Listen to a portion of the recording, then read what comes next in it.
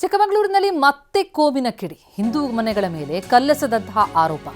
ಅನ್ಯ ಕೋಮಿನ ಯುವಕರಿಂದ ಕಲ್ಲು ತೂರಾಟ ಆಗಿದೆ ಎನ್ನುವಂತಹ ಆರೋಪ ಕೇಳಿಬರ್ತಾ ಇದೆ. ಇಬ್ಬರೂ ಅನ್ಯ ಕೋಮಿನ ಯುವಕರನ್ನ ಕಲ್ಲು ತೂರಾಟ ನಡೆಸಿದಂತಹ ಆರೋಪದಡಿ ಹಿಡಿದು ಥಳಿಸಲಾಗಿದೆ. ಬಜರಂಗ ದಳ ಹಿಂದೂ ಕಾರ್ಯಕರ್ತರು ಥಳಿಸಿದ್ದಾರೆ ಎನ್ನುವಂಥದ್ದು ಆರೋಪ. ಈಗ ಕಲ್ಲು ತೂರಾಟ ನಡೆಸಿದಂತಹ ವಿಚಾರಕ್ಕೆ ಸಂಬಂಧಪಟ್ಟಂತೆ ಆ ಅನ್ಯ ಕೋಮಿನ ಯುವಕರ ಮೇಲೂ ಕೂಡ ಆಕ್ಷನ್ ಆಗ್ತಾ ಇದೆ. ಜೊತೆಗೆ ಆ ಅನ್ಯ ಕೋಮಿನ ಯುವಕರ ಮೇಲೆ ಹಲ್ಲೆ ಮಾಡಿದ್ದಾರೆ ಅಂತ ಹೇಳಿ ಬಜರಂಗ ದಳದ ವಿರುದ್ಧ ಎಸ್ಡಿಪಿಐ ಕಾರ್ಯಕರ್ತರು ಕಿಡಿಕಾರ್ತಾ ಇದ್ದಾರೆ. ಮುಸ್ಲಿಂ ಎಂಬ ಕಾರಣಕ್ಕೆ ಯುವಕರು ಹಲ್ಲೆ ಮಾಡಿದ್ದಾರೆ ಅಂತ ಕಿಡಿಕಾರಿದ್ದಾರೆ.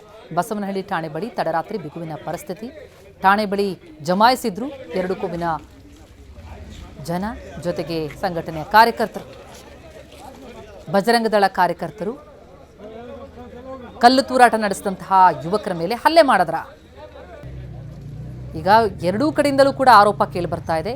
ಹಿಂದೂಗಳ ಮನೆ ಮೇಲೆ ಕಲ್ಲು ತೂರಾಟದ ಆರೋಪ, ತೂರಿದವರ ಮೇಲೆ ಹಲ್ಲೆ ಮಾಡಿದ ಆರೋಪ.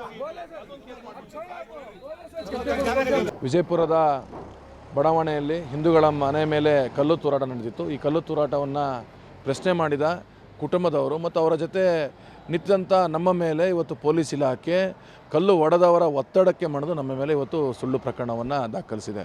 ಯಾವುದೇ ಪ್ರಕರಣಗಳು ನಡೆದರೆ ಮೊದಲಿಗೆ ಯಾರು ಪ್ರಶ್ನೆ ಮಾಡ್ತಾರೆ ಅವರ ಪ್ರಶ್ನೆ ಮಾಡೋರ ಮೇಲೆ ಪ್ರಕರಣವನ್ನು ದಾಖಲಿಸಿ ಅವರ ವಾಯ್ಸನ್ನು ಡೌನ್ ಮಾಡುವಂಥ ಕೆಲಸ ಇವತ್ತು ಪೊಲೀಸ್ ಇಲಾಖೆ ಮಾಡ್ತಿದೆ. ಇವತ್ತು ಪೊಲೀಸ್ ಇಲಾಖೆಗೆ ನಾನು ಪ್ರಶ್ನೆಯನ್ನು ಮಾಡ್ತಿದ್ದೇನೆ. ಇವತ್ತು ನಮ್ಮ ಮೇಲೆ ಪ್ರಕರಣ ದಾಖಲಿಸೋಂಥವ್ರು ನೀವು ಆ ಪ್ರಕರಣದಲ್ಲಿದ್ದಂಥ 6 ಜನ ಮೇಲೆ ಯಾಕೆ ನೀವು ಇನ್ನೂ ಪ್ರಕರಣ ದಾಖಲಿಸಿಲ್ಲ? ಅದರಲ್ಲಿ ತೋರಿಸಿರುವಂಥ 2 ಜನ ವ್ಯಕ್ತಿಗಳು ಬಿಟ್ಟು ಇನ್ನೂ 4 ಜನ ಮೇಲೆ ಯಾಕೆ ಪ್ರಕರಣ ದಾಖಲಿಸಿಲ್ಲ? ಅದೇ ರೀತಿ ಇಷ್ಟೊತ್ತಾದರೂ ಅವರು ಮೆಡಿಕಲ್ಗೆ ಕರ್ಕೊಂಡಂಥ ಸಂದರ್ಭದಲ್ಲಿ ಅಲ್ಲಿಂದ ಆಸ್ಪತ್ರೆಯನ್ನು ಅವ್ರನ್ನ ಯಾಕೆ ಬಿಟ್ಟು ಕಳಿಸಿರಿ? ಇವೆಲ್ಲ ಪ್ರಶ್ನೆಗಳು ನಮಗೆ ಕಾಡ್ತಾ ಇದೆ. ಪೊಲೀಸರು ಏಕಪಕ್ಷೀಯವಾಗಿ ಈ ಒಂದು ಪ್ರಕರಣದಲ್ಲಿ ವರ್ತನೆ ಮಾಡ್ತಾರೆ. ಹಾಗಾಗಿ ನಮಗೆ ಪ್ರಕರಣಗಳು ಕೇಸುಗಳು ಹೊಸದೇನಲ್ಲ. ನಾವು ಕಾನೂನುಬದ್ಧವಾಗಿ ಸಂವಿಧಾನ ನಮಗೆ ಕೊಟ್ಟಿರುವಂಥ ಹಕ್ಕಿನ ಅಡಿಯಲ್ಲಿ ನಾವು ನ್ಯಾಯಾಲಯದಲ್ಲಿ ಅದನ್ನು ಹೋರಾಟ ಮಾಡ್ತೀವಿ. ನೀವು ಎಷ್ಟೇ ಪ್ರಕರಣ ದಾಖಲಿಸಿದ್ರು ಇಲ್ಲಿವರೆಗೂ ಒಂದು ಪ್ರಕರಣದಲ್ಲಿ ನಮ್ಮನ್ನು ನೀವು ಆರೋಪಿಗಳಾಗಿ ಮಾಡೋಕ್ಕೆ ಸಾಧ್ಯ ಆಗಿಲ್ಲ. ಹಾಗಾಗಿ ಅವರ ಜೊತೆ ಸೇರಿಕೊಂಡು ನೀವು ದ್ವೇಷ ಮಾಡೋಕ್ಕೆ ಹೊರಟ್ರೆ ನಾವು ಸಾರ್ವಜನಿಕರಾಗಿ ಹಿಂದೂಗಳ ಜೊತೆ ಪರವಾಗಿ ನಾವು ಯಾವತ್ತೂ ನಿಲ್ತೀವಿ, ಮುಂದೆ ನಿಲ್ತೀವಿ ಅನ್ನೋ ಮಾತನ್ನು ಈ ಮೂಲಕ ಹೇಳ್ತೇನೆ. ಈಗ ಕಲ್ಲು ತೂರಾಟ ನಡೆಸಿದಂಥವರ ವಿರುದ್ಧ ದೂರಾಗಿದೆ. ಜೊತೆಗೆ ಅವರ ಮೇಲೆ ಹಲ್ಲೆ ಮಾಡಿದ್ರು ಅಂತ ಅನ್ನೋ ಕಾರಣಕ್ಕಾಗಿ ಈ ಹಿಂದೂ ಸಂಘಟನೆಯ ಕಾರ್ಯಕರ್ತರ ಮೇಲೆ ಕೂಡ ಈಗ FIR ಅನ್ನು ದಾಖಲಿಸಲಾಗಿದೆ.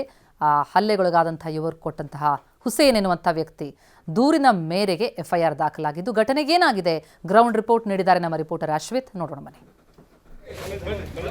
ಅನ್ಯಕೋಮಿನ ಯುವಕರ ತಂಡದಿಂದ ಹಿಂದುವಿನ ಮನೆಯ ಮೇಲೆ ಕಲ್ಲು ತೂರಾಟ ನಡೆಸಲಾಗಿದೆ ಎಂಬ ಒಂದು ಪ್ರಕರಣ ಏನಿದೆ ಅದು ಕಾಫಿನಾಡು ಚಿಕ್ಕಮಗಳೂರು ನಗರವನ್ನು ಉದ್ವಿಗ್ನ ಸ್ಥಿತಿಗೆ ತಳ್ಳಿರುವಂಥದ್ದು. ಪ್ರಮುಖವಾಗಿ ಮೊದಲೇ ಕೋಮು ಸೂಕ್ಷ್ಮ ಕಾಫಿನಾಡು ಚಿಕ್ಕಮಗಳೂರಿನಲ್ಲಿ ಈ ಒಂದು ನಿನ್ನೆ ರಾತ್ರಿ ನಡೆದಂತಹ ಕಲ್ಲು ತೂರಾಟ ಪ್ರಕರಣ ಏನಿದೆ ಈ ಒಂದು ಪ್ರಕರಣಕ್ಕೆ ಸಂಬಂಧಪಟ್ಟಂತೆ ಈಗ ಆಲ್ರೆಡಿ ಪ್ರತ್ಯೇಕ 2 FIRಗಳು ಕೂಡ ದಾಖಲಾಗಿರುವಂಥದ್ದು. ಈಗ ದೃಶ್ಯದಲ್ಲಿ ಏನು ನೋಡ್ತಾ ಇದ್ದೇವೆ, ಇದೇ ಮನೆಯ ಮೇಲೆ ನಿನ್ನೆ ಕೆಲ ಯುವಕರ ಗುಂಪೇನಿದೆ ಅದು ಬೈಕ್ನಲ್ಲಿ ಬರುತ್ತೆ. ಬೈಕ್ನಲ್ಲಿ ಬಂದು ಮನೆಯ ಹಂಚು ಮತ್ತು ಬಾಗಿಲಿಗೆ ಕಲ್ಲಲ್ಲಿ ಹೊಡೆಯುತ್ತೆ. ಅದಾದ ಬಳಿಕವಾಗಿ ಈ ಒಂದು ಮನೆಯ ಮಾಲೀಕರಾಗಿರುವಂತಹ ಸುಧಾ ಏನಿದ್ದಾರೆ ಅವರು ಆ ಒಂದು ಯುವಕರಿಗೆ ಪ್ರಶ್ನೆಯನ್ನು ಮಾಡ್ತಾರೆ. ಆ ಒಂದು ಪ್ರಶ್ನೆಯನ್ನು ಮಾಡಿದಂತಹ ಸಂದರ್ಭದಲ್ಲಿ ಆ ಸುಧಾ ಅವರ ಜೊತೆ ಆ ಒಂದು ಅನ್ಯಕೋಮಿನ ಯುವಕರು ಏನಿದ್ದಾರೆ ಅವರು ಅಸಭ್ಯವಾಗಿ ವರ್ತನೆ ಮಾಡಿದ್ದಾರೆ ಎಂಬ ಒಂದು ಆರೋಪ ಈಗ ಕೇಳಿ ಬಂದಿರುವಂಥದ್ದು. ಪ್ರಮುಖವಾಗಿ ನಿನ್ನೆ ತಡರಾತ್ರಿ ಏನು ಮುಸ್ಲಿಂ ಮುಖಂಡರು ಮತ್ತು SDPIನ ಮುಖಂಡರು ಏನು ಸ್ಟೇಷನ್ನ ಮುಂಭಾಗ ಜಮಾವಣೆಗೊಂಡಿದ್ದರು. ಅದೇ ರೀತಿ ಈ ಬಜರಂಗಳ ಮತ್ತು BJPಯ